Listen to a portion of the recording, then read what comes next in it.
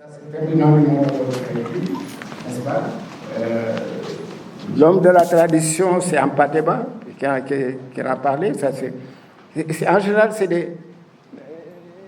des intellectuels français travaillant beaucoup plus en relation avec l'Université de Dakar qui ont commencé à introduire ce sujet. Mais on verra dans la deuxième phase que réellement le discours, en tout cas, où les textes sur les guides religieux, sur les faits religieux, ont été beaucoup plus développés par la suite. On en parlera tout à l'heure. Le métissage dans la poésie de Léopold Sédar Senghor, c'est Madeleine Marquet qui en a parlé, c'est dans cette période.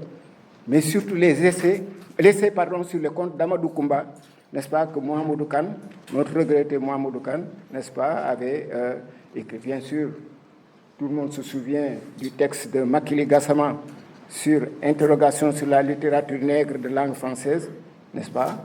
Et on a découvert également dans cette série que Senghor a été un critique littéraire. On a parlé également de Cheikh Anta Diop. C'est un texte que Djibril Samba avait sorti. Et les premiers dialogues de Platon, ça également, ça a été primé. Je pense que c'est ce texte qui a été primé au niveau de l'Académie pour toujours le professeur Djibril Samba. En ce qui concerne maintenant la troisième série, c'est la série linguistique. Ça, c'est spécifiquement la poursuite de travaux au niveau de l'Université de Dakar, n'est-ce pas? Et c'était mené beaucoup plus par le lexique du français au Sénégal. C'était donc des Français qui ont écrit ça. Mais il y a un certain Souleymane Faye qui a tenté donc de codifier à l'époque le syllabaire sérère qu'il a intitulé Aquator à Sérère. Bon, et Yero Sylla, lui, s'est penché sur la syntaxe Peul, contribution à la recherche sur les universaux du langage. Ça, c'est pour la série linguistique. Il n'y a eu que 3 productions. On arrive à la série Sciences. Sciences également, bon, c'est toujours les universitaires. Et c'est important de souligner cela parce que, à défaut de pouvoir sortir ce qu'on appelle des magazines scientifiques ou des journaux scientifiques, comme ça se fait donc dans les universités européennes, ou en tout cas dans les sociétés savantes européennes, l'Université de Dakar, les travaux qui étaient, disons, réalisés soit au niveau de l'IFAN ou au niveau même des facultés, se rabattaient sur les nouvelles éditions africaines pour pouvoir avoir des publications. Évidemment, depuis lors, il y a eu les presses universitaires de Dakar, et on verra pourquoi, dans la série, donc après 2004, il y aura moins de production de certaines séries au niveau des nouvelles éditions africaines. En ce qui concerne le droit et l'économie, pareil, on a fait le même constat. Évidemment, un auteur comme Makhtar Diouf a eu à apporter beaucoup de contributions sur l'Afrique dans la mondialisation, sur l'économie politique pour l'Afrique, sur l'endettement puis l'ajustement. Et Moustapha Kassé également lui a emboîté le pas en parlant de l'État, le technicien et le banquier face aux défis du monde rural sénégalais. Ça, ce sont des titres qui sont intéressants à plus d'un titre, parce que ça doit permettre aux jeunes générations de faire le lien entre le passage d'une économie, disons, coloniale et administrée à une économie nationale, mais toujours administrée. Et c'est ça l'intérêt de voir l'évolution économique, comment les pays africains, en accédant à l'indépendance, ont pu donc mettre les pieds à l'étrier, parce que, vous le constaterez, quand on nous apprenait le français, et je souligne au passage que tous ceux qui ont écrit et tous ceux qui sont là, ils ont appris à partir de Mamadou et Binata, apprennent à lire et à écrire. Mamadou et Binata lisent et écrivent couramment le français. Mamadou et Binata sont devenus grands. Et ça, c'était vraiment une orientation éditoriale qui faisait que on ne nous apprenait que à parler français ou en tout cas à utiliser la langue française. Et c'était ça le but de l'opération. Donc s'il y a eu des mérites, comme le modérateur l'a dit au départ, qu'il y ait d'autres orientations non littéraires qui se sont, disons, intéressées à l'écriture, c'est en fait un mérite de plus, n'est-ce pas, pour ceux qui se sont aventurés dans ces prairies. Et le fait de sortir de ces syllabaires, de ces Mamoudé Bineta, de ces ouvrages que André Daven avait donc conçus, n'est-ce pas, pour les pays d'Afrique de l'Ouest, ça leur a permis de pouvoir écrire sujet, verbe, complément, jusqu'à sortir des ouvrages, donc de 200, 300, 400, 600 pages, etc. C'est important. En ce qui concerne la communication, bon, ça on peut dire que c'est une nouvelle discipline, n'est-ce pas?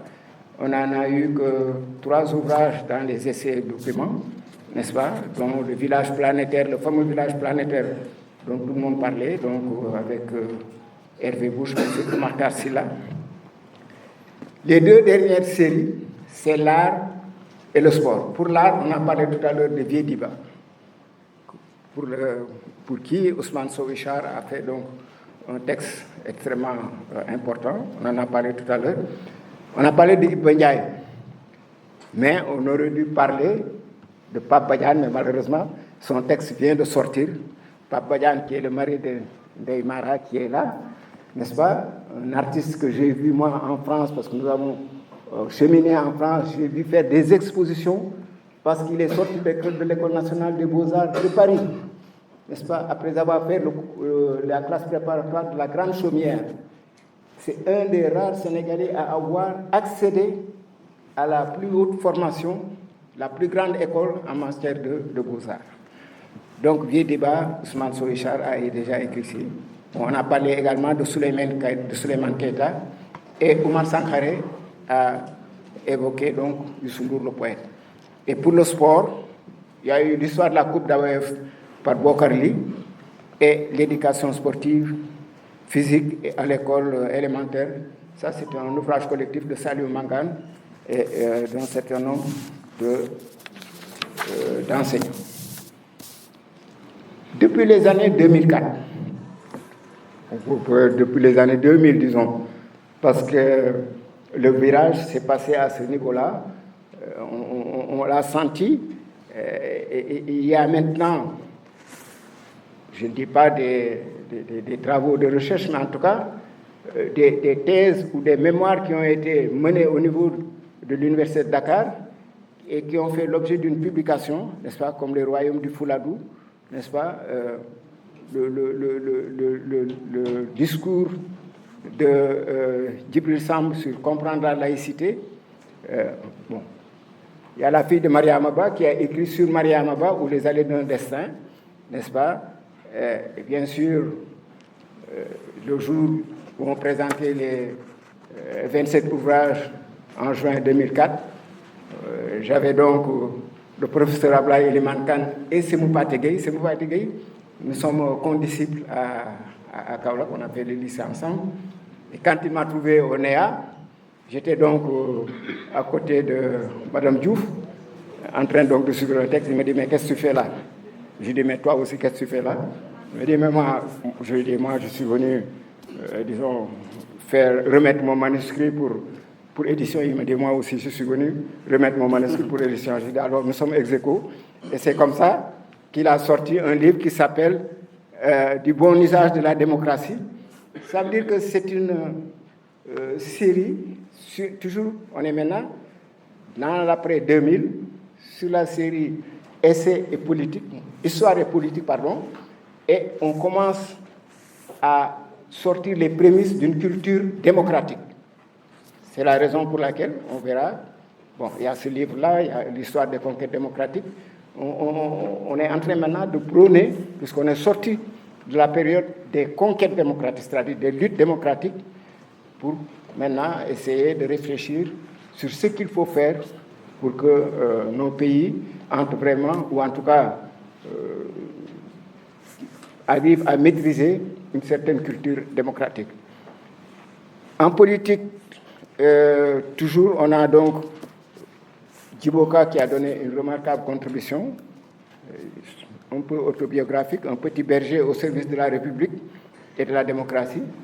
Tous ces livres-là sont exposés, hein, donc en sortant, vous pouvez les constater et éventuellement les acheter comme cadeau de Noël, comme le dit le spot publicitaire qu'on a vu. N'est-ce pas? Bon, Abdoulaye a tenté de faire une nouvelle réflexion sur le plan idéologique, n'est-ce pas, pour une politique novatrice de gauche en Afrique. L'histoire des communes et le rôle dans la construction des leadership indigènes et de la démocratie, Iba Der Thiam, c'était sa contribution. Bon, maintenant, il y a Ibra Degenka, qui est un grand diplomate, qui a fait un petit souvenir, enfin, une sorte d'autobiographie aussi, un diplomate au parcours original. Très rapidement, pour les autres, il y a en sociologie, ethnologie, il y a Babacar Ndak Mbaye, qui a écrit sur le fait religieux, mais en fait sur les Baïfal et sur Abdullah. Mais ça, c'est des écrits qu'on ne pouvait pas trouver dans la période antérieure. C'est maintenant on entre dans une phase où réellement, soit des réflexions, soit des contributions, soit simplement des travaux de recherche ou d'approfondissement, pas d'une confrérie, mais en tout cas du fait religieux interprété au sein d'une confrérie. Tout ceci fait l'objet donc de publications au niveau du NEA.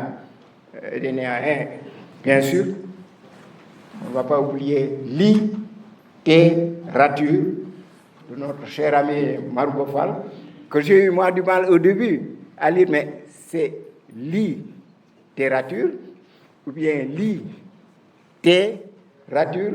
En tout cas, certainement, il nous donnera une petite explication de cette terminologie fort originale et qui, en fait, entre dans la droite ligne de cette série. Pour terminer, bon, bien sûr, il y a Kebamba à propos d'un juge, n'est-ce pas, Mahadi Diallo qui a parlé de la comptabilité, etc., management africain, Baye Gueye, le tigre de face au niveau du sport. Et on se rend compte que depuis la création de la presse universitaire de Dakar, on ne reçoit plus pratiquement de textes ou de manuscrits sur les sciences, sur la linguistique, sur la communication, sur le droit et l'économie.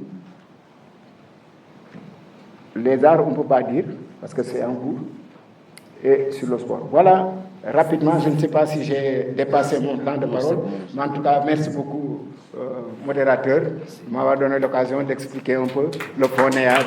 Merci. Voilà, merci, Dr. Ibrahima Ndao. Votre intervention a été concise, pertinente et instructive. Je ne me ferai pas la peine de reprendre ce que vous avez dit, c'est assez dit et bien dit. Je vais seulement noter que parmi les facettes qui sont la vôtre, à vous entendre parler, on aurait dû croire qu'on a devant nous un politiste. Pourquoi? Parce que on n'a pas donné des chiffres comme ça, mais vous avez essayé d'expliquer les mutations au sein des NEA Sénégal par rapport aux mutations politiques.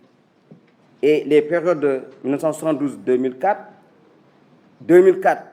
2004-2022, vous avez vu que, à part les questions littéraires, identitaires, philosophiques et religieuses, il y a dans la thématique, parce que dans les essais, on ne parle pas de nouveaux romans. Mais ce qui est intéressant, c'est qu'ils nous montrent comment les problématiques sont dictées par les contextes. Et il dit clairement qu'après avoir réglé la question identitaire, pas réglé du tout, posé la question identitaire, la pensée religieuse, la pensée philosophique, il y a un mot très fort qui est une étape, qui est un tournant. Il dit, nous avons remarqué qu'à travers les productions des NEA Sénégal, nous passons des livres consacrés aux luttes démocratiques au livre consacré aux conquêtes démocratiques où il faut fondamentalement avoir quoi? Non pas des batailles pour le pouvoir, mais promouvoir la culture démocratique. Je crois que chaque mot a son sens. Et aussi révélateur, hier il y a eu un débat intéressant, parce qu'on a montré que les NEA ont été affaiblis par le fait qu'elles auraient perdu un marché important avec les manuels qui ont été arrachés. Mais l'autre renseignement d'aujourd'hui, c'est aussi la création des représentants universitaires de Dakar. Évidemment, c'est à saluer, mais du même coup, les NEAS en ont fait les frais.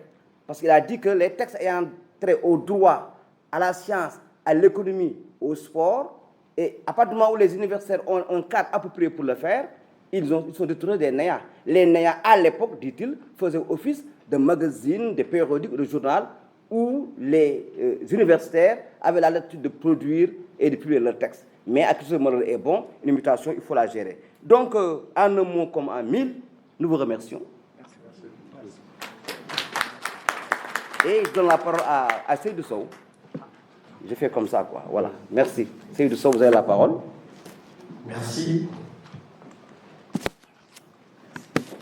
Je suis tenté de vous remercier très profondément de me donner la parole avant le professeur Abdoulaye Limane Kane, parce qu'il m'aurait été très difficile de parler après lui. Merci. D'ailleurs, je le salue, professeur. Je salue aussi Viediba, Alfassi, et monsieur, bon, je vais dire quand même monsieur Ndao, malgré tout. Je suis tellement heureux d'être à côté de vous, parce que, ayant appris que vous avez été directeur de la Sénélec, je suis tenté de vous dire aussi merci d'avoir permis l'éclairage de ma chambre quand j'étais devant ma machine à écrire. Merci aussi. Merci beaucoup. Mais merci Annie, merci. Salut à Dr Emmanuel Magous, à mon maître. Je m'empresse d'ailleurs de dire que je prends la parole avec beaucoup d'attention. Mais si malgré tout ma langue fourche, la faute est totalement imputable à Annie Colli et à Marouba Fall, qui sont ces deux maîtres de la langue de Molière.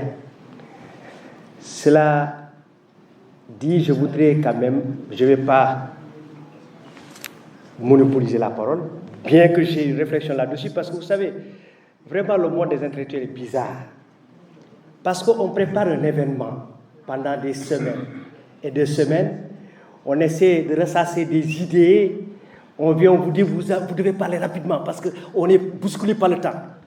Et vous devez trier maintenant entre ce que vous devez dire et ce que vous devez oublier. Et pour paraphraser l'autre, est-ce que ce que l'on oublie vaut mieux ce que l'on dit?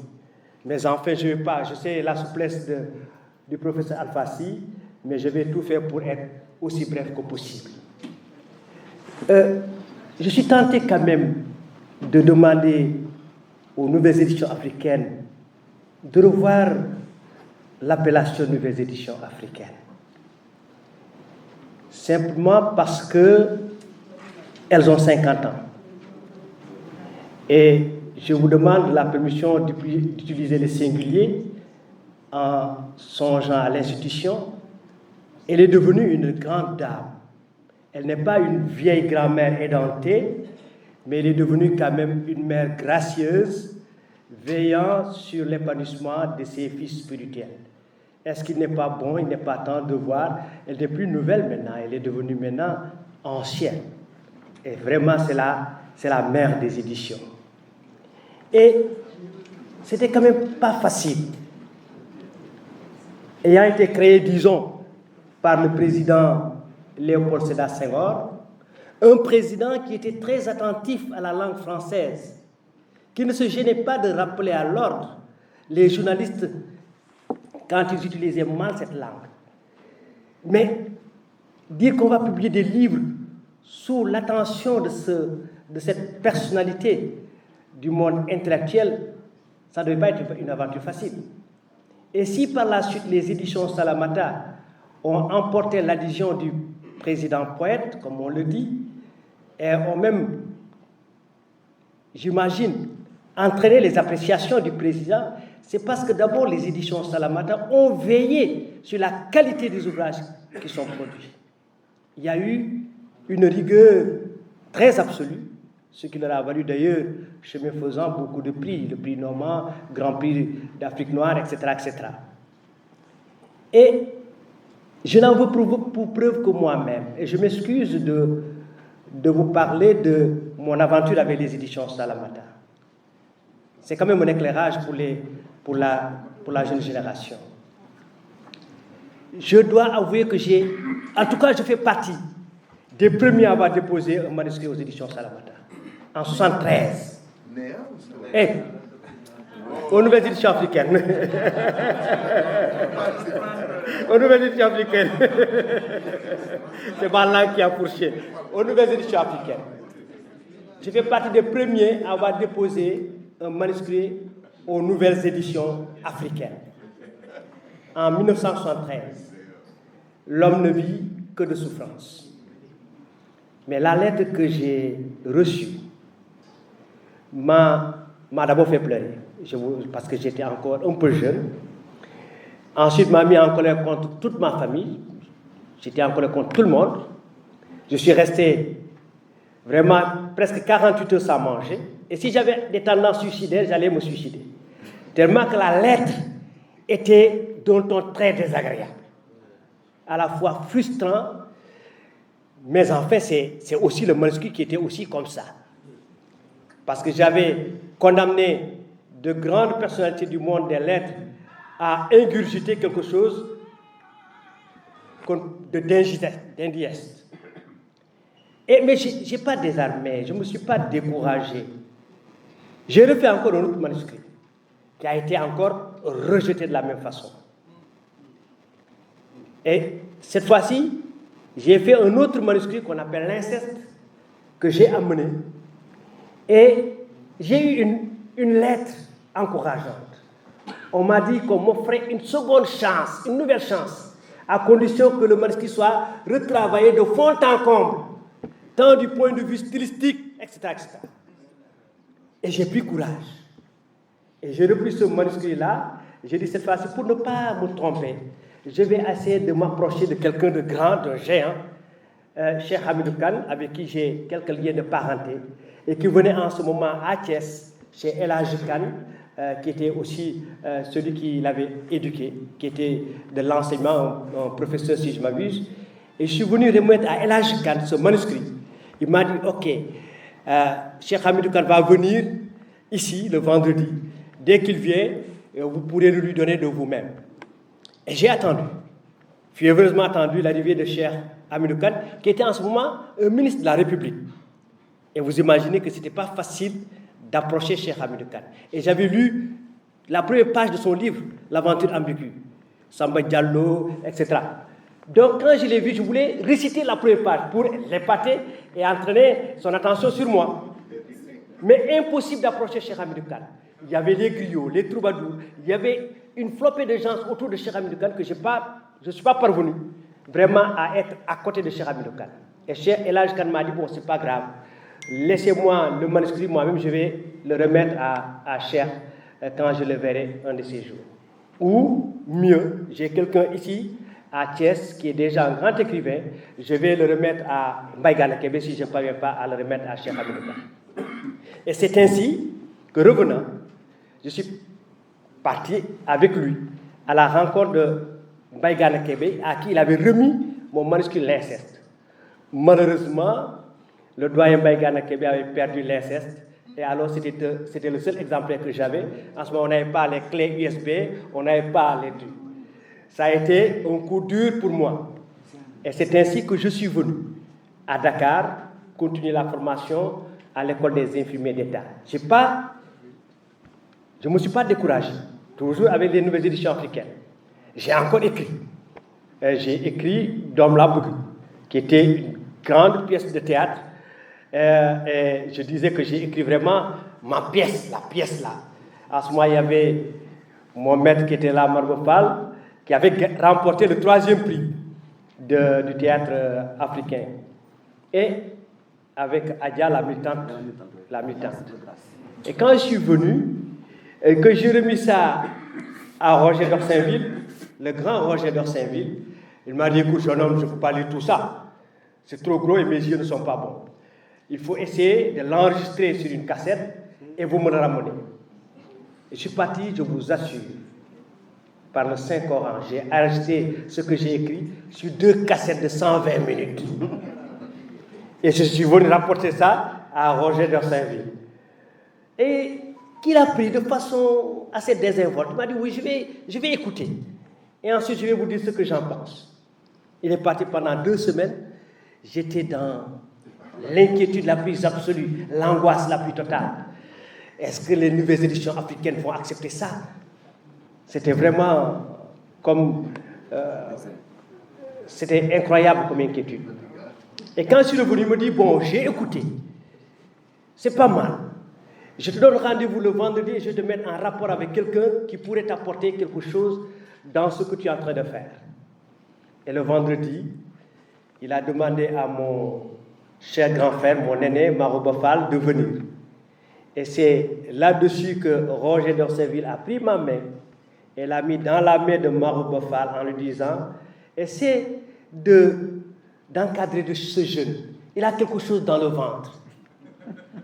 Et il a bien fait. Parce que tout de suite, il m'a amené d'abord aux nouvelles éditions africaines, mais mieux, il m'a ouvert les portes de sa maison. Et je venais, en ce moment d'instituteur, je venais chaque midi, au moment où il avait envie de se reposer. Et moi, je venais avec mes papiers, avec mes verbes flageolants, avec mon texte. Et automatiquement, son épouse, qui était une formidable dame aussi, de tirer de son lit en lui disant, ton ami est venu, hein. On mettait la natte et il venait s'asseoir. Il me disait, qu'est-ce que tu as pour lui? Allez, vas-y. Je lisais et il s'endormait. Mais c'était quand même, je suis parvenu, il m'a quand même parvenu à me rectifier sur beaucoup de choses. Il m'a dit, mon ami, le théâtre ne s'écrit pas comme ça. Tu ne peux pas écrire des pages pour demander à un acteur de te le réciter. Le théâtre, c'est l'art de dire des choses en peu de mots. Et c'est comme ça que je suis parvenu. Mais je ne suis pas encore parvenu à ouvrir les portes des nouvelles éditions africaines. Et ensuite, je suis revenu avec un texte, La Reine des Sorciers. Cette fois-ci, c'était Madiena qui était dans son petit bureau. Madiena m'a pris dans son petit bureau. Il avait lu mon texte avec attention. Il m'a dit, jeune homme, aujourd'hui, je vais te dire comment on écrit la langue française. Ce que tu as écrit là, c'est du n'importe quoi. Mais il ne m'a pas caressé avec le dos de la cuillère. Je vous l'assure. Il a eu des mots très durs, mais il m'a dit, ton texte est perfectible. Ton texte est perfectible. Vas-y, reprends-le. Tu me le ramènes, je vais le publier. Je suis parti et entre-temps, j'avais déjà publié Misère d'une boniche, avec une belle aventure à travers le BSDA, où je suis venu le présenter 4 de mes textes, sous des noms différents, des noms de jeunes femmes, des jeunes filles. J'ai mis ma secrétaire, mon épouse, tout le monde, ma fille, 4 textes. Et par coup de chance, tous les 4 textes ont été sélectionnés. Et l'un d'eux devait remporter le Grand Prix. Et c'est Marouba Fall qui était le président. Je viens, je lui dis, bon, je suis venu vous dire quelque chose, hein. Tous ces textes-là, c'est moi. Il me dit, quoi? Toi, tu as failli nous faire des erreurs. Tu vois, j'allais proclamer que le prix a été gagné par une femme, alors que c'est toi.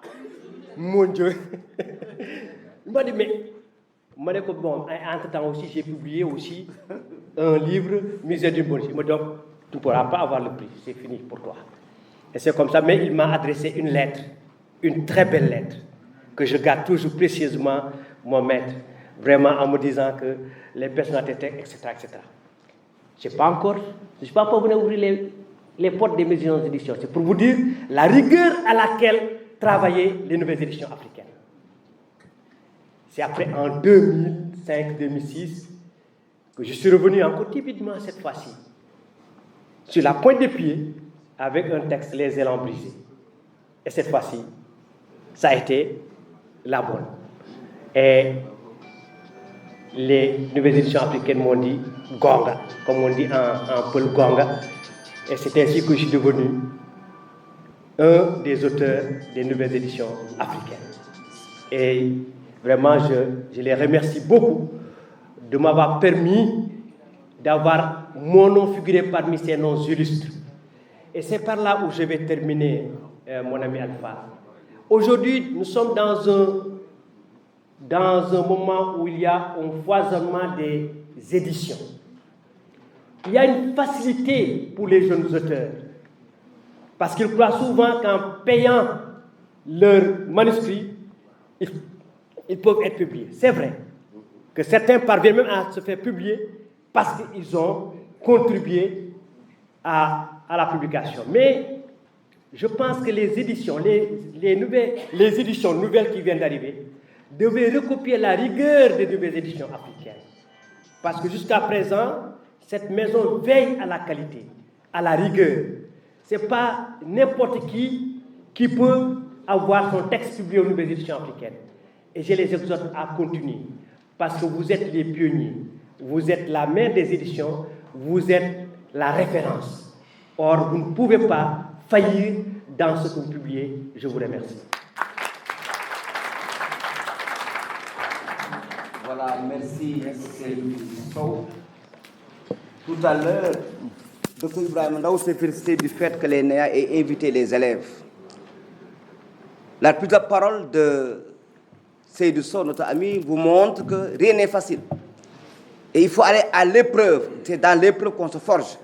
La patience, l'humilité, et avoir, s'il vous plaît, le courage de reprendre et surtout d'être attentif aux remarques et aux critiques.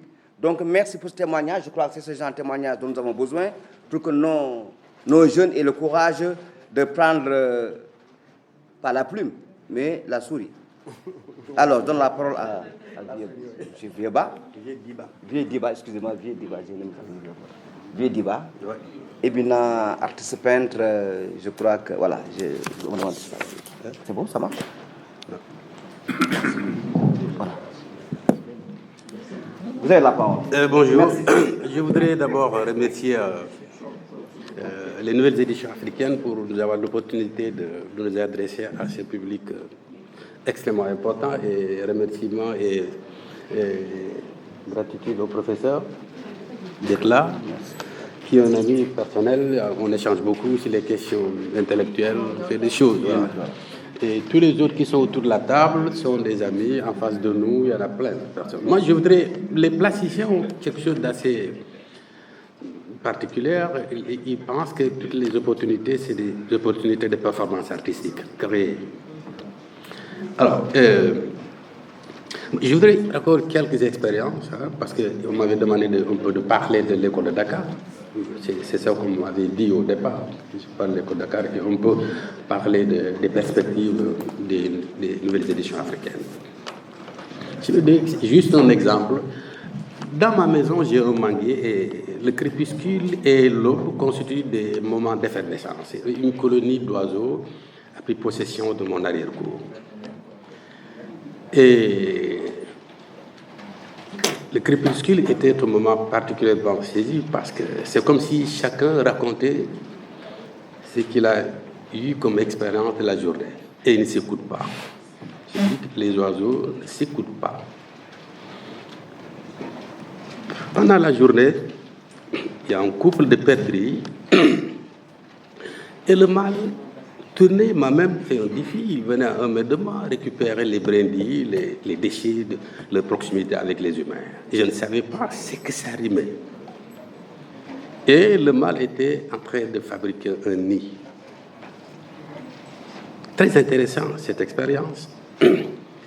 Les matériaux que le mâle a organisés provenaient du monde végétal comme du monde industriel. Ils ont pris l'expérience de cohabiter avec les humains. Ils ont pris conscience de leur contexte. Le résultat était d'abord efficacité. L'esthétique n'est pas leur préoccupation, mais ils ont un projet, créer un environnement qui permet aux petits de se développer. L'analyse du nid montre parfaitement quel est le rapport avec l'acte et l'environnement et le contexte. Très important. En 1960, c'était un contexte assez particulier où le Sénégal venait d'accéder à l'expérience, une expérience politique, culturelle, sociologique, éducationnelle, économique était en construction. Et le président Senghor a pensé à mettre une nouvelle esthétique africaine qui serait la fusion du classique et la jeunesse de l'époque. Et en 1966, à travers le Festival mondial des arts nègres, une dizaine d'artistes, Solon Mandro, avaient le niveau international. Et c'est ce qui a donné le mot l'école de Dakar. Ce n'est pas une école avec des murs, c'est une pratique esthétique avec une démarche pédagogique expérimentale qui a donné ses résultats. 6 ans de pratique, très important. Et dans cette première fourchette, nous avons Pape Bretal, qui est l'initiateur avec Pierre Loss. Nous avons après Iba Ndiaye, qui était le contradicteur de Pape Bretal, parce que lui, sa démarche était universaliste. Senghor met en confrontation la tradition et l'universalisme. C'est très important du point de vue stratégie de mise en place d'un art nouveau. Je vais laisser cette expérience, je reviens à une autre expérience que j'ai vécue. En 2005, j'étais à Alexandrie, participé à la Biennale Imaginer les livres. Et j'avais animé un panel avec le professeur philosophe Moulim, avec le commissaire Simon Djami et autres personnalités sur la problématique du livre. Et quand je suis rentré à Dakar, j'ai organisé en 2006 un symposium international Toubab Diallo avec Germaine Akoni sur 100 livres objets pour Senghor, à l'occasion du centenaire de la naissance de Senghor. 100 livres objets pour Senghor. Et j'avais réuni à peu près 46 artistes. Je leur ai expliqué la question du livre. J'ai expliqué à ces artistes que ma maman est illettrée. Le livre ne signifie rien pour elle, parce que les livres, en réalité, c'est des signes graphiques conventionnels qu'on appelle textes, illustrés avec des images et qui ont un objet. C'est un produit d'une société de lettrés. Cette conception du livre est une conception de transition, parce que le premier contexte du livre, aide-mémoire, n'est pas forcément lié à la production graphique comme livre. Ma maman, quand elle veut garder quelque chose en souvenir, elle fait un nœud sur son pagne. Le regard du nœud provoque véritablement le vrai livre qui est mon corps. Le livre qu'on voit n'est pas le livre. C'est un prétexte pour déclencher le vrai livre qui est le corps humain. Parce qu'on est préparé à lire. Ce qui lit, ce n'est pas le livre, il est en nous. Donc la notion de livre est une notion de transition. Et ça, c'est très important, à mon avis, pour le futur, la problématique de l'édition. 89, j'organise une exposition qui s'appelle Environnement témoin culturel à la Galerie nationale. Et je mets en place une nouvelle problématique esthétique en arrêtant de travailler, comme je l'ai appris dans l'école classique, 3 mois. Et j'allais au musée Théodore Monod, 3 mois. Et je regardais les masques. Parce que mon problème est de créer un art qui n'est pas une copie du passé. Je ne suis pas du 19e siècle, mais qui n'est pas une copie plate de l'Occident. Pour moi, ces choses doivent pouvoir me parler.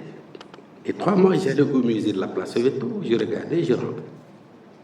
Au bout de 3 mois, j'ai essayé de faire tourner ces films.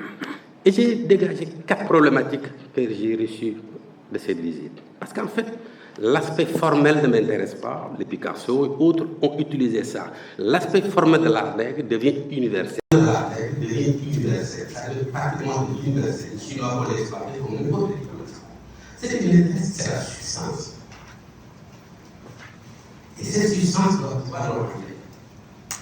J'ai dégagé 4 problématiques de travail. Ça, c'est très intéressant. Le premier élément, c'est le rôle du matériau dans l'art classique. Les règles de composition, la question de l'huile, la légalité. J'ai fait ça parce que j'ai vu comment nous, notre génération, on avait, on n'a jamais été d'accord avec les questions aujourd'hui politiques, taxées, réactionnaires. Mais au fond, j'ai dit récemment à au professeur Mamadou avec qui j'ai fait une expérience des projets de communauté de Paris, qu'au fond, nous sommes devant j'étais les enfants de Senghor. J'ai fait un exercice qui est sorti bien aux États-Unis, comme un truc. Et c'est un exercice quand les enfants de Senghor prennent date. Parce qu'on s'est exclu de Senghor. Mais on se rend compte au fond, on ne peut pas échapper à Senghor. J'ai dit comme ça, je me souviens devant Senghor, à travers mes propres recherches. Pourquoi? Parce que, en fait, quand vous regardez les statues, le rôle du matériau n'est pas le même rôle que la joué dans la centrale. Le matériau peut servir de support pour exprimer l'idée. Mais chez les Africains, le support lui-même est matériau. Il participe à la définition du résultat final. Très important. Parce que le premier matériau, c'est d'abord le corps, avec les scarifications, les tatouages. On touche, on échange, et le corps réagit, nous donne ses propriétés. Le matériau participe à la définition de la finance. C'est très important. C'est une révolution très importante. Du point de vue, ça me rapporte personnellement. Au niveau de la composition, vous regardez les statues, les principes de l'équilibre classique, comme le corps humain est 6 fois et 2 de la tête, ne s'appliquent pas aux statues. L'unité de mesure n'est pas la tête, mais le buste. Vous avez 3 éléments, et toujours le pied est exact. Le centre de gravité est proche du sol pour assurer la stabilité. C'est incroyable. Comment chez les gens illettrés, on peut répéter des règles physiques. Sans pour autant être physicien, ils savent que plus le centre de gravité est proche du sol, plus l'œuvre gagne en stabilité. Et c'est le principe des gratte-ciels. Donc, vous voyez, donc, à partir de ce moment, la question de notre rapport avec le sol devient un élément fondamental de l'esthétique. Et c'est là que je me suis retrouvé devant Senghor. Parce qu'en fait, les statues pour moi, je l'ai dit dans le code, c'est les transpositions d'attitude dansée dans la verticalité du tronc. Si vous allez d'abord le redresser, vous allez le voir. Parce qu'en fait, toutes les populations qui vivent dans la terre, quand ils dansent, s'approchent du sol. Et ce qui vit de l'élevage, ils flottent.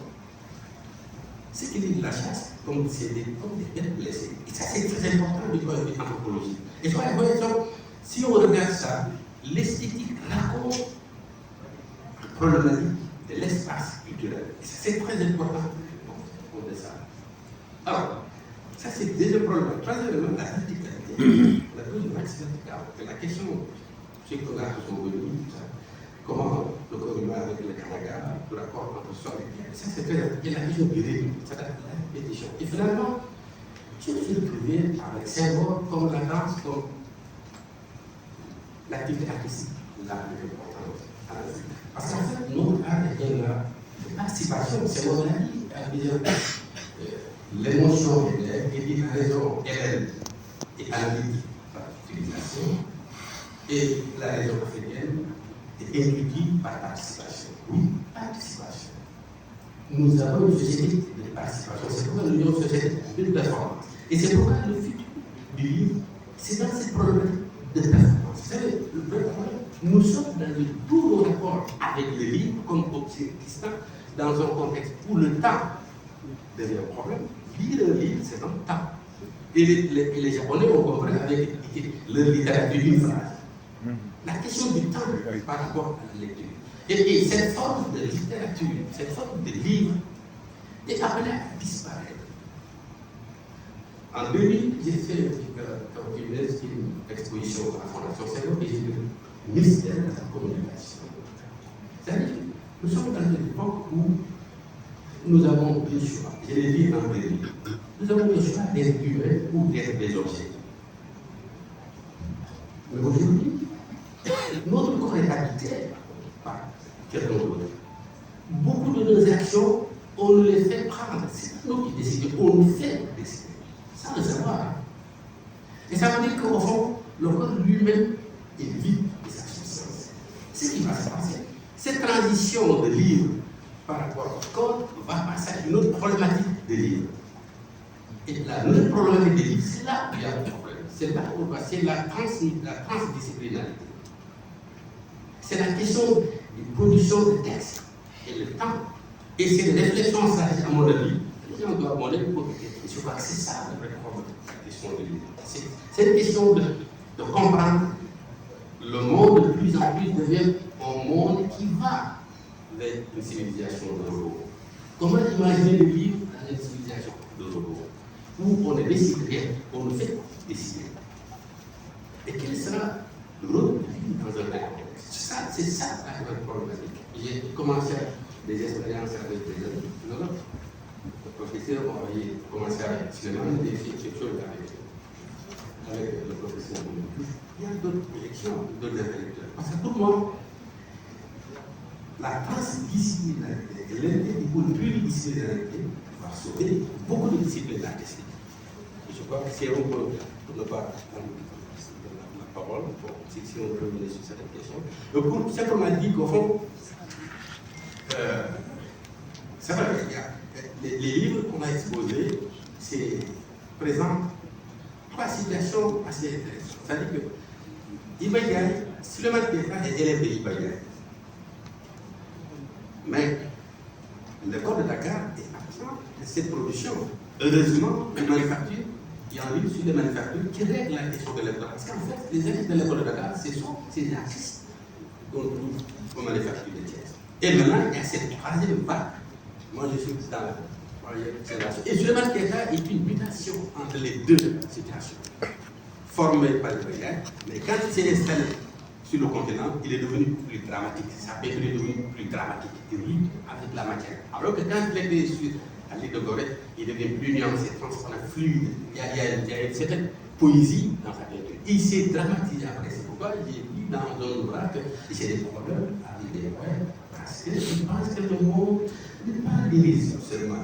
Le monde est aussi grave. Dramatique. Notre monde est un monde de drame. Le lyrisme des fois, on est dans la nostalgie. J'ai expliqué un peu la relation entre le mouton et le berger. Le mouton pense que le berger est son ami. C'est pas son ami. Il a dans sa viande ou l'argent. C'est ça le vrai problème.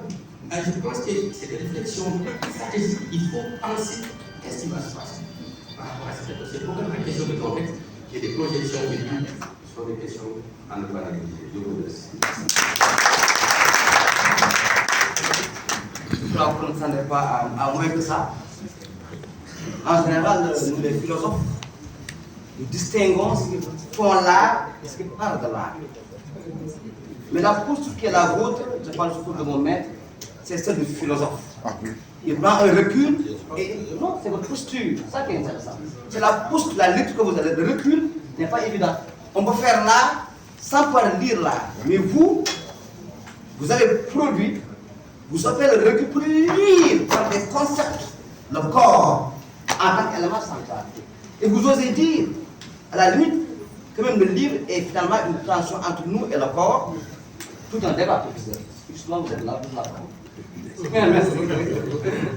Merci beaucoup. S'il vous plaît. Je suis arrivé à tard. Les octogénaires ont des problèmes pour quitter depuis le matin. Parce que c'est depuis conduire le voiture de l'autre pour venir à la Constitution. Je n'ai pas dû ici. Et je président à la Constitution. Et aussi des intéressantes.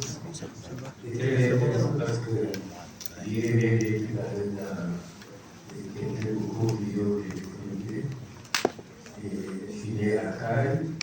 Mais le plus drôle, c'est pas ça, parce qu'à Caille, l'Amérique est né à côté de Caille, pour des services de personnes nées à Caille autour. Et c'est surtout ce qui était marqué sur mon bulletin de naissance.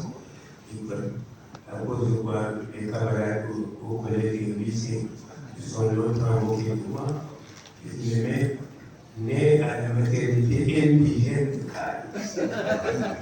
Et ça, vraiment, pendant toute ma scolarité, je n'arrive pas.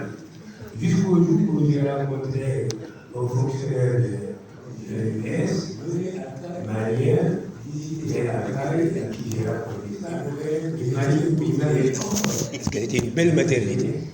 La femme s'est baladée et pour sacrifier à un des traits de notre culture, c'est le grammaté. C'est une très bonne chose. Peut-être qu'on en fait un peu trop. Un peu trop, mais on peut reprocher à personne vraiment de le faire parce que ce sont des marques d'attention, de gentillesse, d'amitié, etc. Il est vrai que lorsque le président Alpha Sy et le président Ali Badr Bey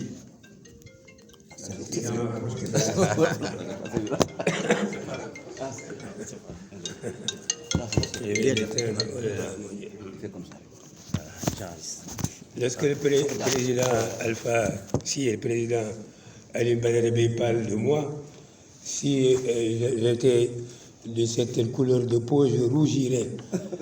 Ils sont tellement attentionnés et indulgents. Mais Alpha Sy lui-même mérite beaucoup d'encouragement et de félicitations. C'est un collègue en philosophie. Il préside la communauté africaine de culture avec beaucoup de brio, beaucoup de disponibilité, beaucoup de générosité. Et j'insisterai beaucoup sur ces deux termes-là. Et qui a très tôt intéressé à la philosophie, certes, mais à l'essai. Je me rappelle bien, il a un vieux complice, et aujourd'hui rappelé à Dieu, Mamadou Abdoulaye, qui ont très tôt écrit des essais sur les questions extrêmement pointues, sur la politique, la démocratie, l'éducation, etc. Et vraiment, pour nous également, quelqu'un pour qui nous avons beaucoup d'admiration et de respect. Dans le style de Guénomaté, Vieux Diba, qui est juste à côté de moi, j'utiliserai également une des notions dont il s'est servi pour ma conclusion, mais pour les raisons, mêmes raisons que j'ai évoquées tout à l'heure à propos des lieux de naissance hors du pays d'origine, etc. Il me que c'est le même esprit. Vieux Diba est un artiste talentueux, tout le monde le sait. Il a déjà eu beaucoup de prix dans sa spécialité.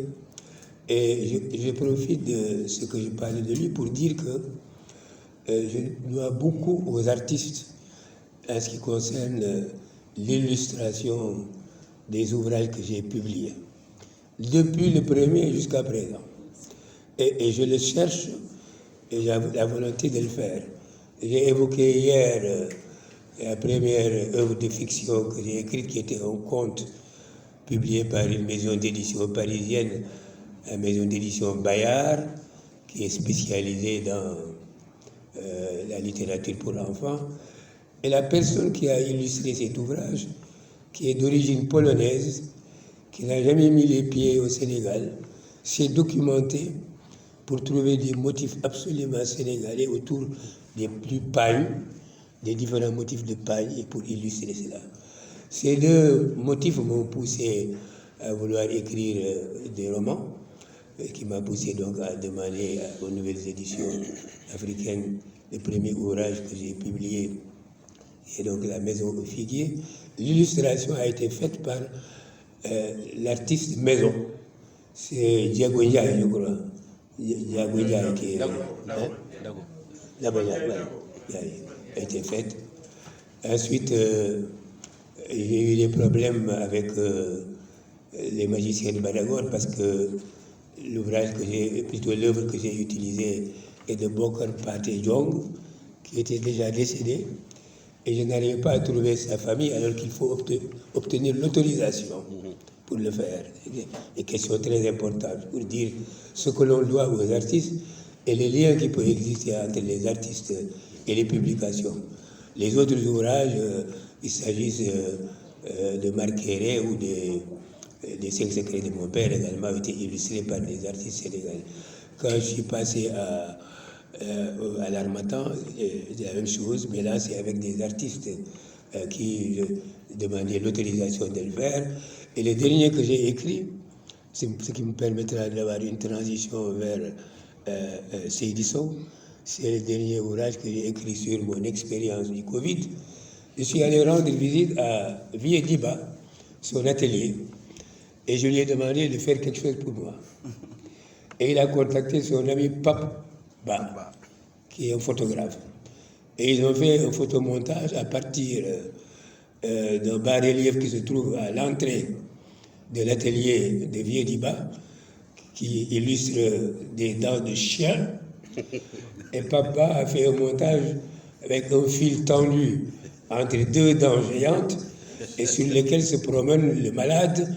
Et vous imaginez évidemment le risque qui peut lui arriver s'il tombait au fond du précipice. Vieux Diba illustrait beaucoup de...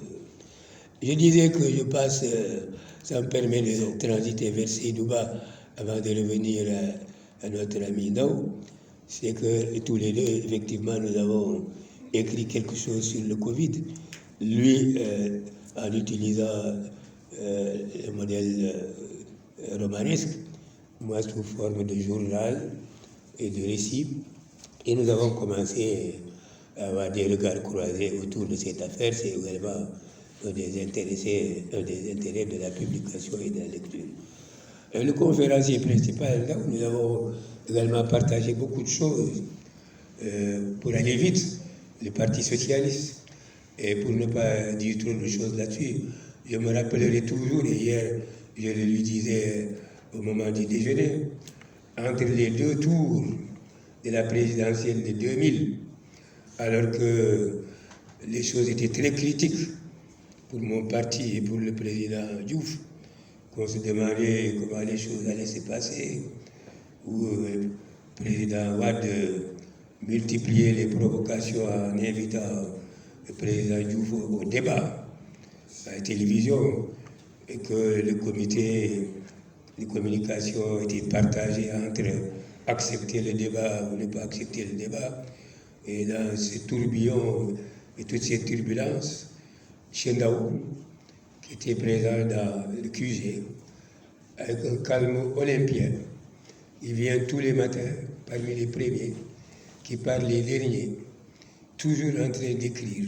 Il était en train d'écrire l'histoire à chaud de ce qui s'est passé dans ce pays et à propos des élections. Je lui ai demandé par la suite ce qu'il a fait. C'est pour dire que, après le rappel qu'on a fait président Si, sa formation d'ingénieur, avoir occupé des fonctions importantes à la Sénélec en particulier, s'occuper de questions comme l'histoire d'une manière générale, l'histoire politique du Sénégal, révèle en lui un véritable érudit. Ce qu'il sait de l'histoire et des documents est quelque chose d'extraordinaire. Et c'est pour cela justement que lorsque j'ai vu mon nom sur ces panels, j'ai bien entendu remercier le comité scientifique qui a pensé à cela. J'avais pensé que mon intervention d'hier pouvait suffire et accepté donc de venir à ce panel. Mais en réalité, je n'ai pas une vue d'ensemble et un point perspectif me permettant de juger de l'ensemble de ces œuvres. Ce que j'en dis donc est purement empirique. Et je vais bientôt arrêter de parler quand j'aurai évoqué les deux points suivants. Le premier, c'est celui de me demander si les maisons d'édition ont, comme les journaux, ce qu'on appelle une ligne éditoriale.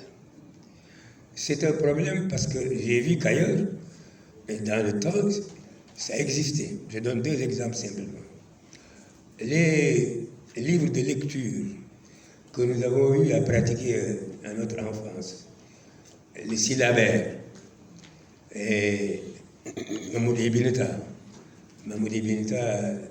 après, ils savent lire et écrire, Mamoudé Bineta sont devenus grands. Ce qui est intéressant, c'est de lire les avant-propos des auteurs de ces collections.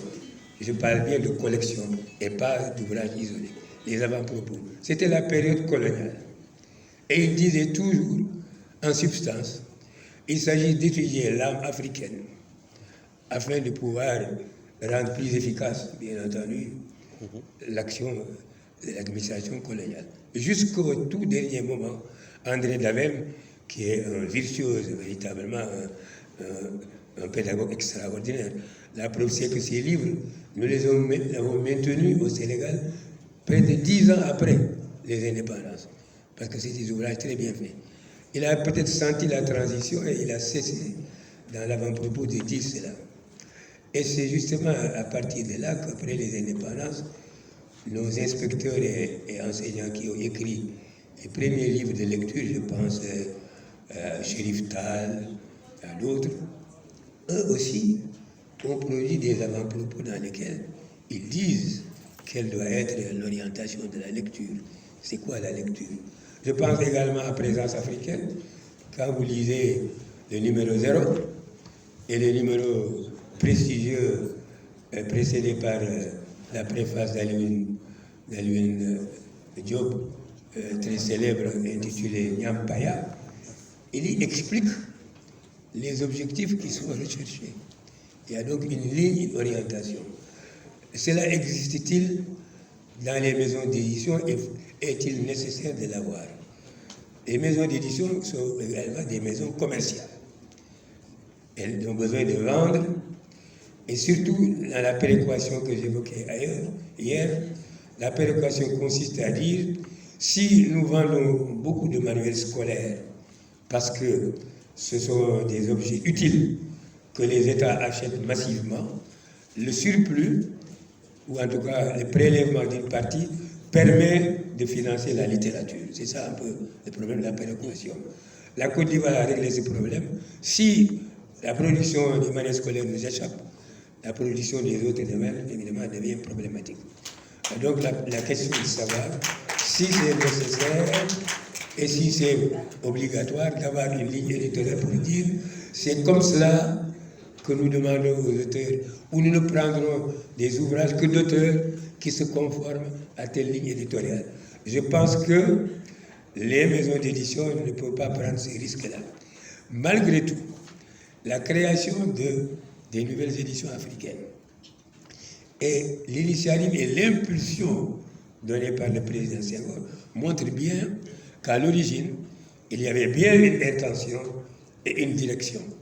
C'est nous réapproprier notre identité et notre histoire.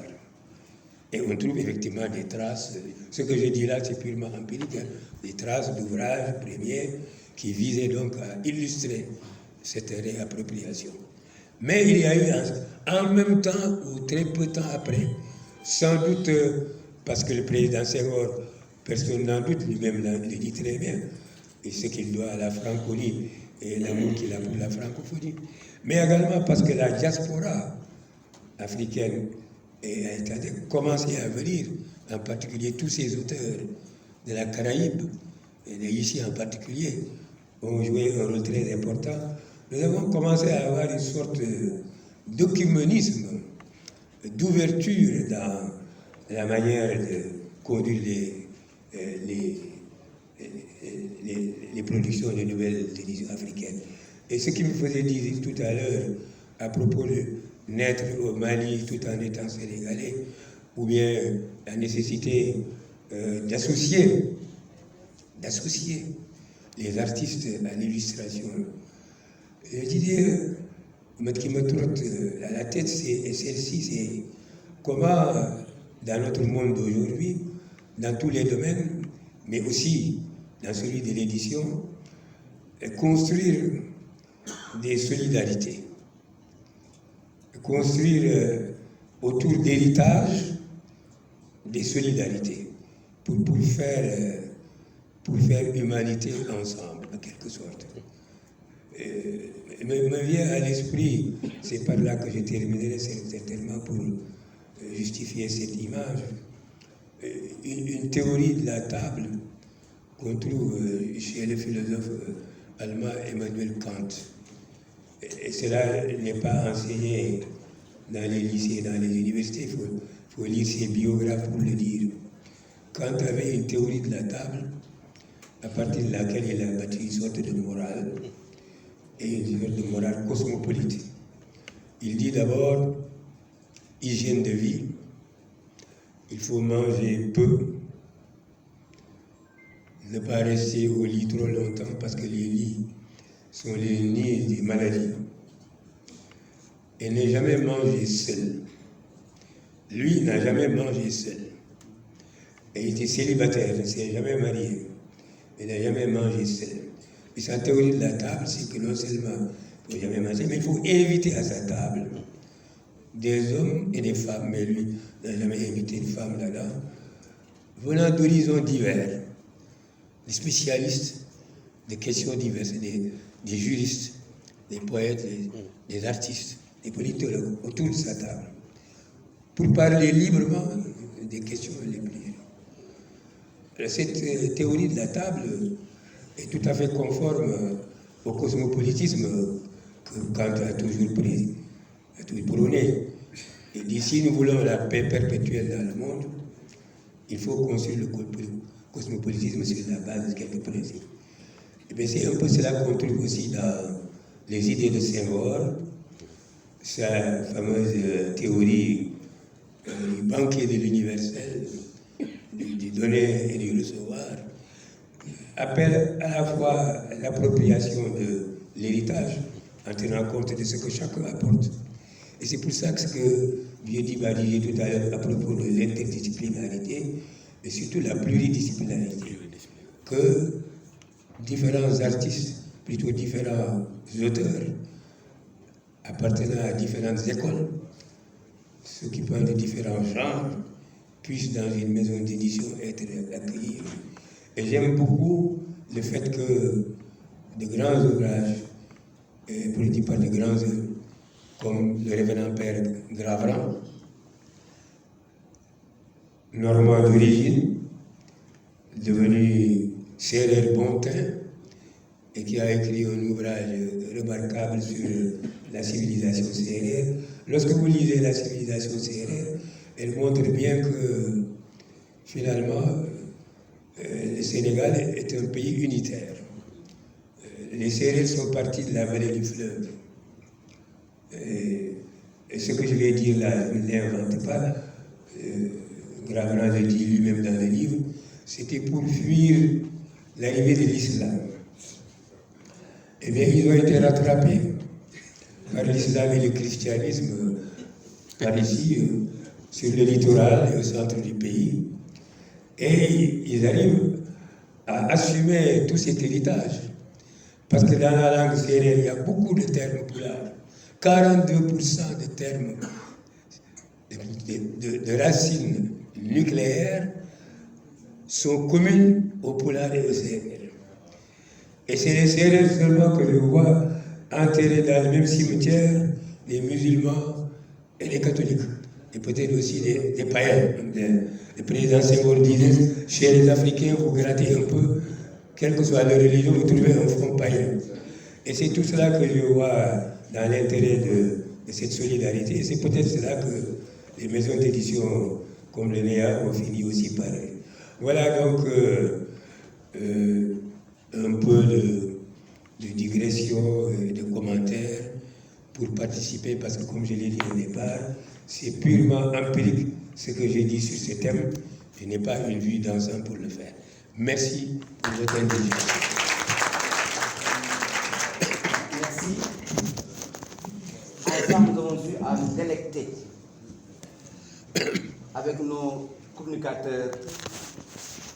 M. Ndao a eu à nous montrer les mutations dans l'écriture, dans les essais des NEA Sénégal.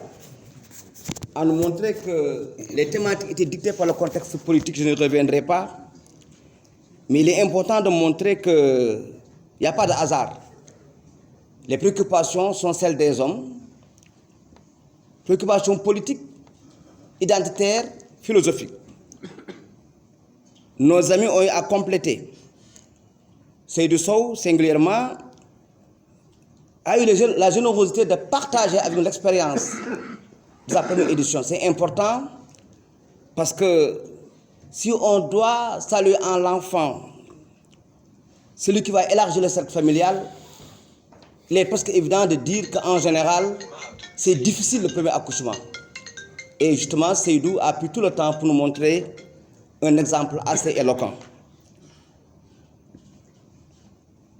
Vieux-Diba a... Vieux-Diba, c'est la troisième. Vieux-Diba a insisté sur l'école de Dakar, mais avec des perspectives nouvelles dans la mesure où il ne s'est pas contenté à raconter cette histoire, mais là aussi il y a une mutation dans la mesure où l'artiste apprend à articuler la production avec les exigences du moment. Dans le même mouvement, il nous rappelle le débat qui a eu lieu par rapport à la pensée de Senghor et a montré en quoi l'estime négro-africaine, si tant on peut en parler, est différente de celle qui est en vigueur en Occident. Et je crois que cette réflexion elle est assez féconde et elle nous permet d'être dans la perspective. Notre professeur, notre maître, hommage maître, a insisté sur cette lecture qu'il a de l'art, de l'écriture, et dans le même mouvement, en tant que pédagogue, il a eu à revisiter les questions abordées en apportant son grain de sel. Je reviendrai sur sa conclusion. Ce qu'on peut retenir, et c'est important pour les NEA, on s'est demandé, Madame Aminata Sy, est-ce que les maisons d'édition d'aujourd'hui ont des lignes éditoriales? On s'est demandé, Madame Sy, est-ce qu'il ne faudrait pas revoir l'appellation des NEA au regard du fait que la dame doit embellir, doit être dans le temps? C'est une réflexion ouverte. Vieux Diba nous a invités à poser le futur du livre dans l'acte de la performance. Je crois que c'est des questions assez intéressantes. Et je rappelle ce qu'avait dit hier M. Amadouli. Je suis des régions, sans être régionaliste, mais je suis sensible à la question régionale. Il a eu hier à proposer et à rappeler qu'il est nécessaire que ce qui se fait ici soit fait ailleurs, car le Sénégal n'est pas réductible à Dakar. C'est important de décentraliser et je vous encourage dans ce point de vue. The last but not the least, il est heureux que, au moment où nous apprêtons tous ensemble à accompagner 2022 à sa dernière demeure, que quelqu'un nous rappelle la paix et la solidarité. C'est tout le sens de l'intervention du professeur Abdoulaye Elimane Kane, qui rappelle Kant pour nous engager à revoir l'éthique, pour nous engager à repenser et à revivre dans des termes corrects et logiques la notion fondamentale qui unit tous les hommes, la solidarité. C'est des valeurs fondamentales qui, par-delà nos différences confessionnelles, idéologiques, nous structurent et qui fait que le discours universel reste un discours recevable. Professeur, puissiez-vous être entendu. Mes amis, je vous remercie. Vous excuserez mes maladresses, mais j'ai voulu faire de mon mieux. Je vous remercie. Merci. Voilà, merci. Ah, on me demande de dire au Ndiaye Ndiobène d'abord, ensuite au Sérère, de reprendre la station des animaux debout et de se diriger quelque part vers là-bas. Merci. Merci. Merci beaucoup. Merci, Yaram. Merci, Merci. Donc on invite tout le monde à aller prendre